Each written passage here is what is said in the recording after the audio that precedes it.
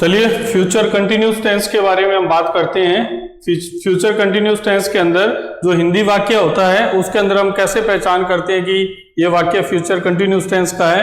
तो वाक्य के अंत में रहा होगा, रही होगी, रहे होंगे, इस तरह से वाक्य हिंदी वाक्य जो है वो समाप्त होता है। लेकिन डियर स्टूडेंट्स, मैं एक बात क्लियर कर दूं कि हर वाक्य जो रहा होगा, रही होगी या रहे होंगे से अंत होगा, जरूरी नहीं है कि वो फ्यूचर कंटिन्यूस टेंस ही होगा। देखिए मैं एक एग्जांपल के थ्रू आपको समझाता हूं, उसके लिए हमें अलग स्ट्रक्चर यूज करनी पड़ेगी। रहा होगा जो है वो प्रेजेंट के सेंटेंस के अंदर भी पॉसिबिलिटी को शो करने के लिए यूज करते हैं हम, और पास्ट के अंदर क्या पॉसिबिलिटी है उसके लिए भी हम रहा होगा यूज करते हैं। अब आप सोच रहे होंगे कि रहा होगा जो है हमेशा फ्यूचर कंटिन्यूस टेंस में यूज होता है, तो ऐसा नहीं है। मैं आपको एग्जाम्पल के थ्रू समझाता हूं, प्लीज आप ध्यान दीजिए। जैसे मान लीजिए मैंने अपने किसी स्टूडेंट को 10 मिनट पहले किसी दूसरे रूम में एक टास्क देके उसको बिठाया, ऐसे लिखने के लिए उसको बिठाया कि आप यहाँ रूम में बैठ करके ऐसे लिखिए। उस स्टूडेंट का नाम अरुण है।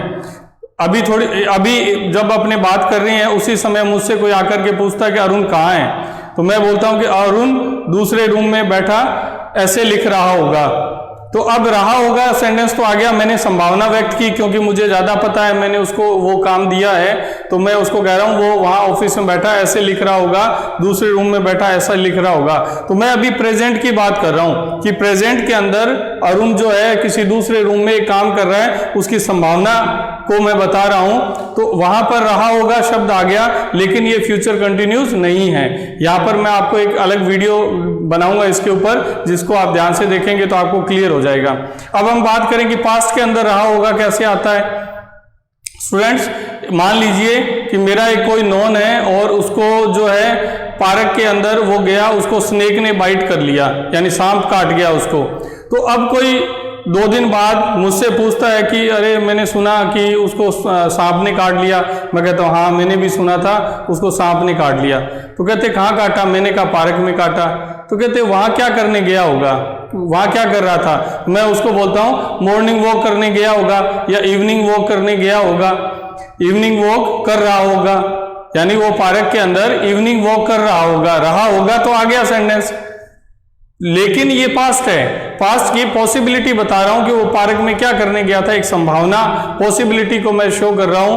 तो इसको बताने के लिए भी हम रहा होगा शब्द तो आ रहा है। वो पार्क में नहा रहा होगा, या किसी को फ्रैक्चर हो गया, बाथरूम में गिर गया, तो कहते वो बाथरूम में क्या कर रहा था, तो वो बाथरूम में नहा रहा होगा, जब स्लिप हो गया और उसके फ्रैक्चर हो गया। तो कहने का मतलब रहा होगा होने से प्रेजेंट भी होता है, उसकी पॉसिबिलिटी के लिए भी हम रहा होगा यूज करते हैं, और पास्ट के अंदर भी पॉसिबिलिटी को बताने के लिए हम रहा होगा यूज करते हैं, और फ्यूचर के अंदर भी रहा होगा होता है। तो डियर स्टूडेंट्स, ध्यान देने की बात है कि जब भी रहा होगा फ्यूचर का, तो उसके साथ जो है फ्यूचर शोइंग टाइम जरूर होगा। रहा होगा के साथ साथ आपको उसको टाइम, क्या टाइम वो शो कर रहा है, इस चीज पे अपने को ध्यान देना है। अगर वो प्रेजेंट को बता रहा है तो अलग स्ट्रक्चर होगी, अगर वो पास्ट को बता रहा है तो अलग स्ट्रक्चर होगी, अगर वो फ्यूचर को बता रहा है, फ्यूचर शोइंग टाइम है, तो फिर आप फ्यूचर कंटिन्यूस टेंस के अकॉर्डिंग उसको बनाएंगे। चलिए प्रैक्टिस करते हैं। वह शाम को शतरंज खेल रहा होगा, तो आने वाली शाम के बारे में हम बात करें तो डेफिनेटली ये फ्यूचर है, तो ये जो है आप फ्यूचर कंटिन्यूस में बना रहेंगे। तो वह शाम को शतरंज खेल रहा होगा, he will be playing, he will be playing,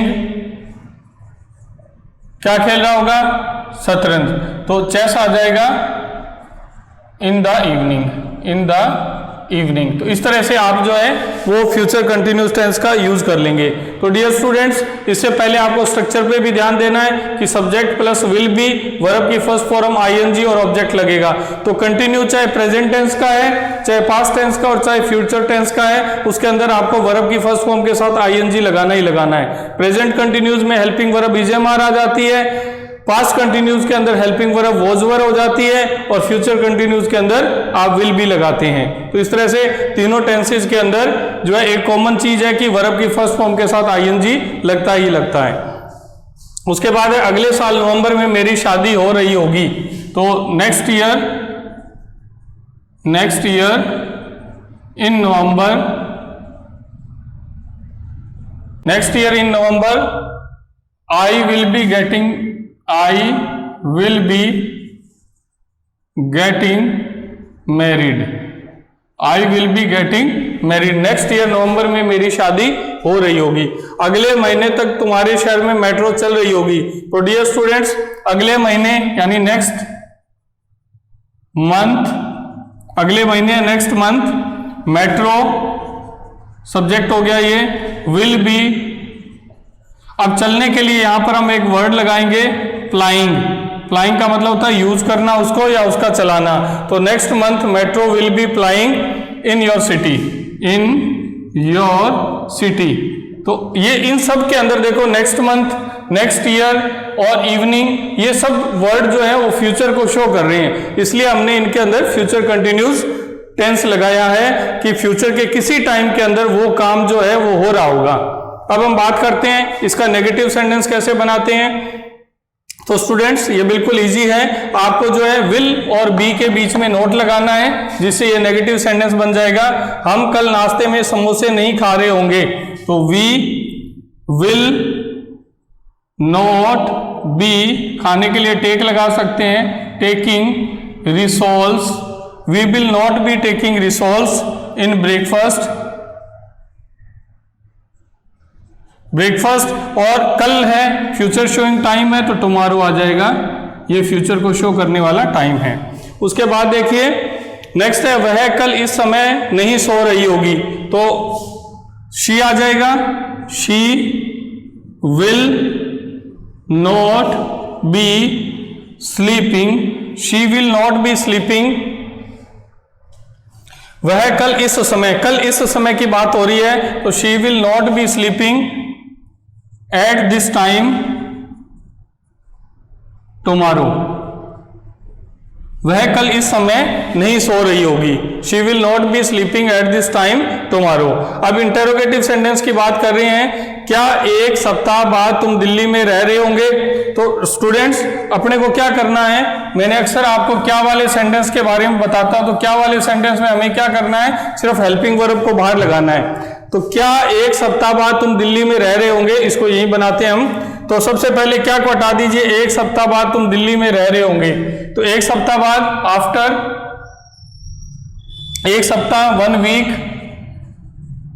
you will be living in Delhi, तुम दिल्ली में रह रहे होंगे।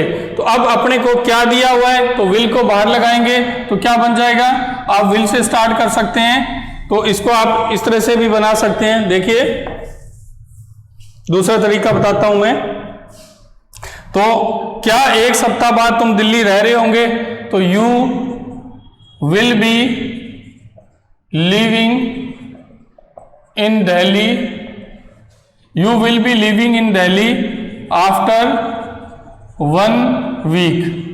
तो अब इसके अंदर क्या वाला बनाना है, तो आप विल को बाहर लगाएंगे तो क्या बन जाएगा, will you be living in Delhi after 1 week.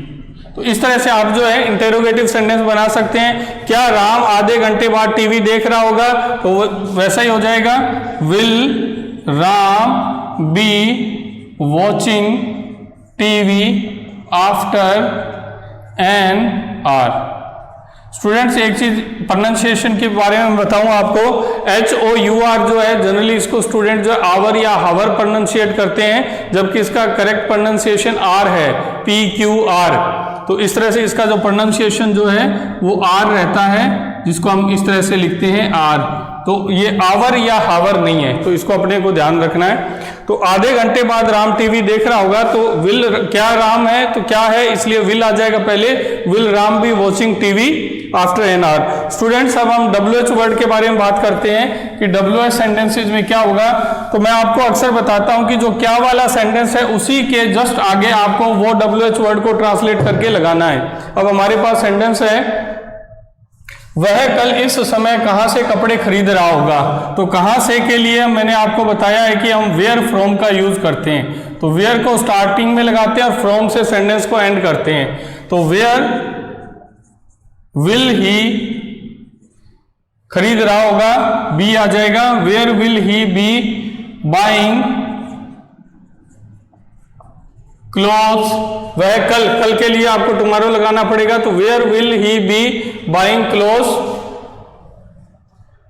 कहां से कपड़े खरीद रहा होगा, where will he buying clothes from, ये कहां से के लिए आ गया, फ्रॉम टुमारो, तो वह कल इस समय भी दिया हुआ है, तो आप क्या लगाएंगे, where will he be buying clothes from at this time tomorrow लगा सकते हैं, एट दिस टाइम टुमारो। तो इस तरीके से आप इसको करेक्ट बना सकते हैं। नेक्स्ट है, तुम अगले साल इस समय क्या कर रही होगी, तुम अगले साल इस समय क्या कर रही होगी, तो क्या है, WH वर्ड आ जाएगा, वट विल यू, तुम में यू आ जाएगा, what will you be doing at this time next year, इस तरह से आप लिख देंगे। तो what will you be doing at this time next year, तुम अगले साल इस समय क्या कर रहे होंगे। तो डियर स्टूडेंट्स, सिंपल सी बात है कि फ्यूचर सिंपल के अंदर आप सिर्फ विल लगाते हैं और वर्ब की फर्स्ट फॉर्म लगाते हैं, और फ्यूचर कंटिन्यूस के अंदर आपको विल बी और कंटिन्यूस का एक बेसिक फंडा है सभी टेंसेज में कि वर्ब की फर्स्ट फॉर्म के साथ आईएनजी लगता है, तो विल बी के साथ आप वर्ब की फर्स्ट फॉर्म और आईएनजी लगाएंगे। लेकिन ये ध्यान रखना है कि जिन सेंटेंसेज के अंदर फ्यूचर शोइंग टाइम होता है उसी को हम फ्यूचर कंटिन्यूस के अकॉर्डिंग बनाते हैं। अगर पास्ट की पॉसिबिलिटी या प्रेजेंट के अंदर पॉसिबिलिटी का कोई सेंटेंस है तो वहां हम विल बी नहीं लगाएंगे, इस बात को ध्यान रखना है। और नेक्स्ट एक वीडियो बनाऊंगा मैं इसके ऊपर, जिसके अंदर मैं आपको डिटेल से बताऊंगा कि पास्ट की पॉसिबिलिटी और प्रेजेंट के अंदर पॉसिबिलिटी के अंदर हम उस सेंटेंस को कैसे ट्रांसलेट करते हैं। Thanks for watching.